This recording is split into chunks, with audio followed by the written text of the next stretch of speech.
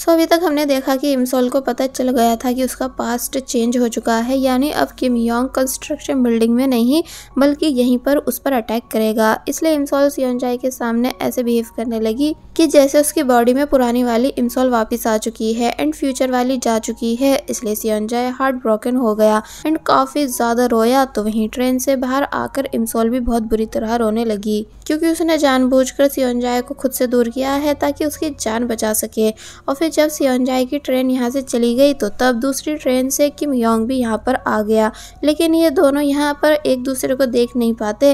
Well ये scene यही cut हुआ और अब हमें कुछ दिन पहले का सीन दिखाया गया कि इमसोल अपने भाई सोंगसी को कुछ दे रही है।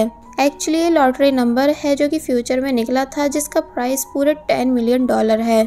तो तब फ्यूचर में इमसोल ने ये चीज़ अच्छे से नोटिस कर ली थी, इसलिए पास्ट में ये सब सोंगसी को बता रही है कि तुमको इसी नंबर से हर बार ट्राई करना है। सोंगसी बोला कि तुम्हें कैसे पता कि इसी से लॉटरी निकलेगी। तो तब इमसोल गुस्से से कहने लगी कि मेरी बात को हल्के में मत लो, बल्कि नॉन स्टॉप इसी नंबर से ट्राई करते जाना जब तक कि यही नंबर नहीं निकल जाए, क्योंकि मुझे ये लॉटरी नंबर किसी सोर्स से पता चला है। तो तब इमसोल के इतने ज़्यादा डांटने और फोर्स करने पर सोंगसी भी डर गया एंड मान जाता है। जिसके बाद अब हम देखते हैं कि इमसोल जब जैसी रेडी होकर अपने घर से बाहर आई तो तब उससे यहाँ सियोनजाए मिला, जो कि इमसोल को हग करने लगा एंड हैप्पी बर्थडे विश करता है, क्योंकि आज इमसोल का बर्थडे है, जिसे सेलिब्रेट करने ये दोनों अम्यूजमेंट पार्क में आए। इमसोल बताती है कि जब मेरे डैड जिंदा थे तो तब वो मुझे मेरे हर बर्थडे पर यहीं पर लाते थे। तो तब सियोनजाए कहने लगा कि जब हम फ्यूचर में दोबारा से मिलेंगे तो हम भी फिर से यहाँ ज़रूर आएंगे। तो ये सुन इमसोल मान गई।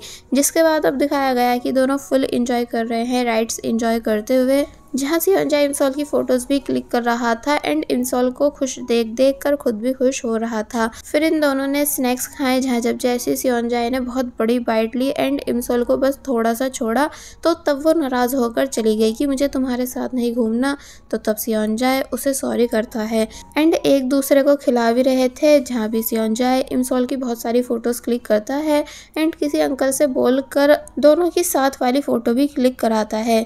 जिसके बाद ये फिर से राइड्स एंजॉय करने लगे, यानी पूरा दिन इन्होंने काफ़ी अच्छे से स्पेंड किया। फिर जब लास्ट में इमसोल बड़ी वाली राइड में गई एंड देख रही थी कि सियोनजाए कहाँ है तो तब वो भागता हुआ केक लेकर इमसोल के पास आता है। और फिर जब ये दोनों बैठ गए तो यहाँ उसने वो केक इमसोल को दिया एंड कैंडल्स ब्लो करने के लिए बोलने लगा। इमसोल बहुत ही ज़्यादा खुश हुई, मगर बोली कि पहले मेरे लिए बर्थडे सॉन्ग तो सिंग करो। तो तब वो ऐसा ही करने लगा और फिर फाइनली इमसोल ने कैंडल्स ब्लो कर दी। अब बारी आती है गिफ्ट की, जो कि वो भी सियोनजाए इमसोल को दे देता है, जो कि एक लॉकेट था। इसलिए इमसोल को वो काफ़ी ज़्यादा पसंद आया, इतना ज़्यादा कि वो इमोशनल होने लगी। सियोनजाए पूछता है कि क्या हुआ, क्या तुम्हें ये पसंद नहीं आया।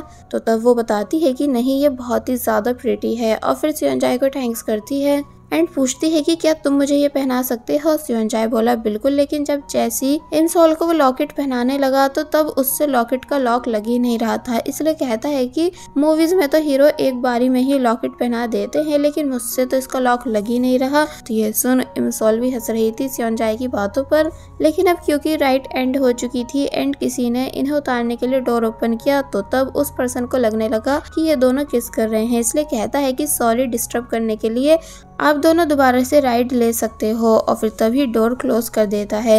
सियोनजाए हंसने लगा और बोला कि शायद उस पर्सन ने हमें गलत समझ लिया। तो तब इमसोल भी परेशान होने लगी कि कितना एम्बैरेसिंग मोमेंट है, यानी अब जब हम बाहर उतरेंगे तो और ज़्यादा अजीब लगेगा।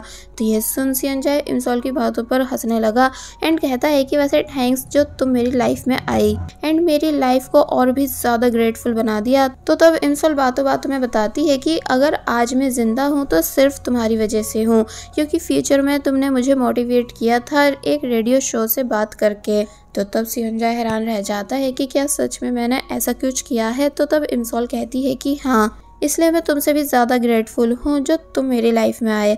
तो तब सियोनजाए कहता है कि अगर ऐसा है तो फिर मुझे एज ए थैंक्स किस दो।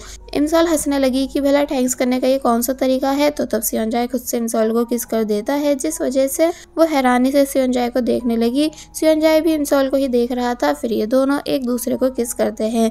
यानी कि बहुत ही ज़्यादा खुश थे जब ये दोनों डेटिंग कर रहे थे। लेकिन अब क्योंकि प्रेजेंट में इमसोल सियोंजाए से दूर जा चुकी है, इसलिए बस वो रोता ही गया इमसोल की इन सभी बातों को याद करके। जिसके बाद अब हम इमसोल के घर का सीन देखते हैं, जहाँ टाइसुंग के फादर आए और बताने लगे कि मैं एक डिटेक्टिव हूँ। तो तब मॉम उन्हें देखकर हैरान हो गई, ये पूछते हुए कि आप यहाँ क्यों आए हो, क्योंकि उन्हें अभी तक इमसोल की किडनैपिंग वाले केस के बारे में पता नहीं था।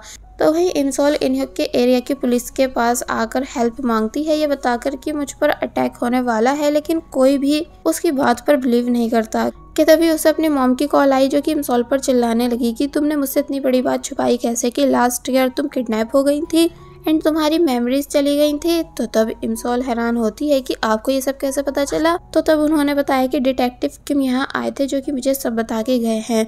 मॉम बोलती है कि जल्द से जल्द घर वापस आओ, क्योंकि किम योंग आज़ाद है, जो कि फिर से तुम पर अटैक कर सकता है। तो तब इमसोल, जो कि अब वापस नहीं आना चाहती है, क्योंकि सियोंजाए के आसपास रहने की वजह से सियोंजाए भी इमसोल के इंसिडेंट में ऐड हो जाएगा। तभी तो इमसोल ने सियोंजाए को खुद से दूर भेजा है, ताकि वो चीज़ों को चेंज कर सके।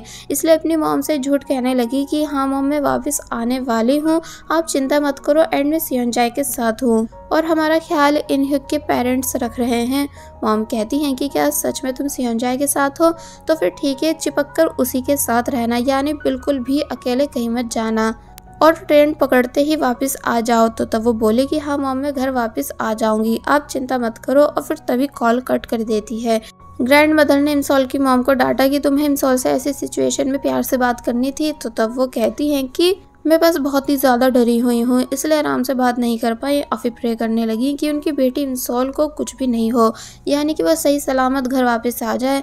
और फिर जब किसी काम से बाहर जाने लगती हैं, तो तब सियोंजाए उन्हें मिल गया, जो कि वो भी इमसोल के बारे में पूछने आया था एंड सेम क्वेश्चन इमसोल की मदर भी सियोंजाए से कर रही थी। इसलिए वो हैरानी से कहने लगी कि क्या इमसोल तुम्हारे साथ नहीं है, जबकि उसने मुझे अभी कॉल पर बताया कि वो तुम्हारे साथ है। तो तब ये बात सुन सियोंजाए को भी अजीब लगता है। और फिर तभी उसे याद आया कि जब मैं इमसोल को रोकने के लिए उसका हाथ पकड़ रहा था, तो तब उस टाइम पर टाइम मशीन उसके हाथ में थी, जबकि अगर इमसोल फ्यूचर में वापस जाती तो वॉच भी गायब हो जाती। इसलिए समझ जाता है कि इमसोल ने मेरे सामने पुरानी इमसोल बनने की एक्टिंग की थी, जबकि वो अभी भी फ्यूचर वाली इमसोल ही है। और वहीं दूसरी तरफ हमें टाइसन के फादर दिखाए गए, जो कि कंस्ट्रक्शन बिल्डिंग के बाहर किम योंग के आने का वेट कर रहे थे, जैसा कि उनसे इमसोल ने बोला है कि किम योंग यहीं पर मिलेगा। दूसरा ऑफिसर कहता भी है कि आपको इमसोल की बात पर इतना बिलीव क्यों है कि किम योंग हमें यहीं पर मिलेगा। तो तब वो बताते हैं कि पता नहीं, पर बस ऐसा लगता है कि जो भी कुछ इमसोल बता रही है वो सब सच होने वाला है। कि तभी उन्हें इमसोल की कॉल आई, जो कि उन्हें इनह्यूक के होम टाउन यानी बुसान में बुला रही है, ये बोलते हुए कि अब बस आप ही मेरी हेल्प करा सकते हो, यानी डिटेक्टिव किम, प्लीज़ मुझे बचा लीजिए, मेरी जान खतरे में है। तो वहीं सियोंजाए भागता भागता कंस्ट्रक्शन बिल्डिंग में आया एंड सब जगह को देखने लगा, लेकिन यहाँ कोई भी नहीं होता है। साथ ही आज डेट 7 थी, ना कि 10, क्योंकि इमसोल का इंसिडेंट 10 में होने वाला था। इसलिए सियोंजाए को समझ आ गया कि इसका मतलब पास्ट चेंज हो चुका है। कि तभी उसे इनह्यूक की कॉल आई, जो कि पूछता है कि क्या इमसोल तुम्हारे साथ घर वापस नहीं आई थी, क्योंकि मुझे मेरे डैड ने बताया कि जब वो बोर्ड में थे तो तब उन्हें इमसोल वहीं पर दिखी। तो ये सुन सियोंजाए परेशान होने लगा कि इसका मतलब इमसोल अभी तक इनह्यूक के होम टाउन में है। साथ ही उसे इमसोल की वो सब बातें भी याद आने लगी, जो कि वो रोते हुए बोल रही थी, जिस वजह से सियोंजाए समझ जाता है कि इमसोल ने मुझे बचाने के लिए खुद से दूर किया है, लेकिन मैं इमसोल को ऐसा अकेले नहीं छोड़ सकता। इसलिए तुरंत वापस इनह्यूक के होम टाउन जाने लगा। और वहीं इमसोल उसी रोड पे चलना शुरू कर देती है जहाँ के उसे व्यूज दिखे थे, इसलिए उसको वो रेस्टोरेंट भी दिख गया जहाँ उसने ये देखा था कि मैं यहाँ पे अकेली बैठी हूँ। लेकिन जब मुझे यहाँ बैठे बैठे बहुत देर हो गई थी, तो तब रेस्टोरेंट क्लोज हो गया था एंड वॉच में ठीक 5 बजे थे एंड डेट आज की ही थी, यानी कि 7। इसका मतलब किम योंग पक्का आज के दिन ही मुझ पर अटैक करेगा। फिर वो आगे का सीन याद करती है कि मैं 5 बजे यहाँ से जाने लगी थी, जहाँ रास्ते में डॉल्फिन वाली वॉल आई थी, फिर एक स्ट्रेट रास्ता था, और फिर जब मैं सुमसाम रास्ते में खड़ी हुई थी, तो तब पीछे से किम योंग ने आकर मेरा मुंह भींच के मुझे किडनैप कर लिया था। इसलिए प्रेजेंट में वो उसी रेस्टोरेंट के सामने आकर बैठ जाती है एंड 5 बजने का वेट करने लगी, लेकिन अभी सिर्फ 2 बज रहे थे। एक्चुअली वो ऐसा इसलिए कर रही है ताकि जब किम योंग उसको पकड़ने आएगा उसका मुंह भींच के, तो तब वो चिल्लाकर उसे पकड़वा देगी उस टाइम पर जब वो उसके सामने होगा, इसलिए अब बस बैठकर टाइसुंग के फादर के आने का वेट करने लगी, जो कि किम योंग को पकड़ेंगे। रेस्टोरेंट ओनर पूछते हैं कि क्या तुम अकेली हो? इमसोल बोली कि हाँ, और फिर वो ऑर्डर दे देती है, जिसको लेकर वो यहाँ से चले गए। इमसोल ने जब जैसे अपना मोबाइल ऑन किया तो तब सियोनजाई की बहुत सारी मिस कॉल्स आई हुई थी एंड मैसेज भी था कि तुम आखिर हो कहाँ, लेकिन वो कोई रिप्लाई नहीं करती, बल्कि इस इंतजार में बैठी रही कि जल्द से जल्द 5 बज जाए, ताकि फिर वो अपने मिशन को स्टार्ट कर सके। और बस फिर इसी सीन के साथ पार्ट 41 यहीं पर एंड हो जाता है।